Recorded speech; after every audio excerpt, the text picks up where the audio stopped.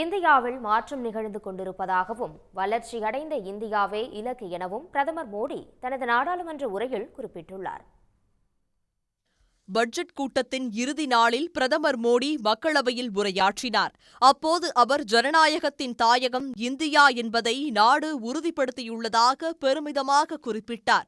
17வது மக்களவையில் பல முக்கிய முடிவுகள் எடுக்கப்பட்டுள்ளதாக கூறிய அவர், இந்தியாவின் 17வது மக்களவை உலகிற்கே எடுத்துக்காட்டாக அமைந்துள்ளதாக கூறினார்.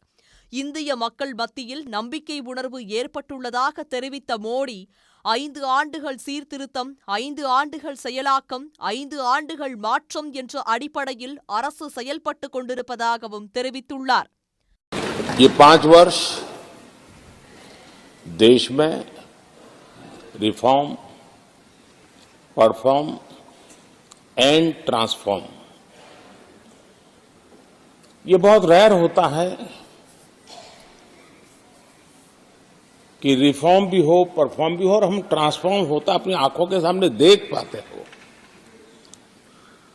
एक नया विश्वास भरता हो, ये अपने आप में வலிமையான இந்தியாவை உருவாக்க அடித்தளமாக கடந்த 5 ஆண்டுகளாக பல்வேறு சீர்திருத்தங்கள் கொண்டுவரப்பட்டுள்ளன என்று பிரதமர் மோடி கூறினார்.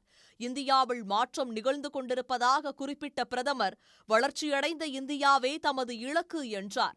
G20 மாநாட்டை இந்தியா நடத்தி காட்டியதை உலகமே வியந்து பார்த்ததாக குறிப்பிட்ட அவர், நாட்டின் மிகப்பெரிய சவால் பயங்கரவாதம் என்றும் அதை எதிர்த்து போராட புதிய சட்டங்களை உருவாக்கியுள்ளதாகவும் தெரிவித்தார்.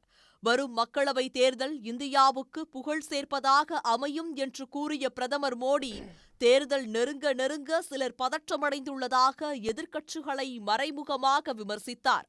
உடனுக்குடன் செய்திகளை தெரிந்து கொள்ள சன் நியூஸ் பெல் ஐகானை கிளிக் பண்ணுங்க.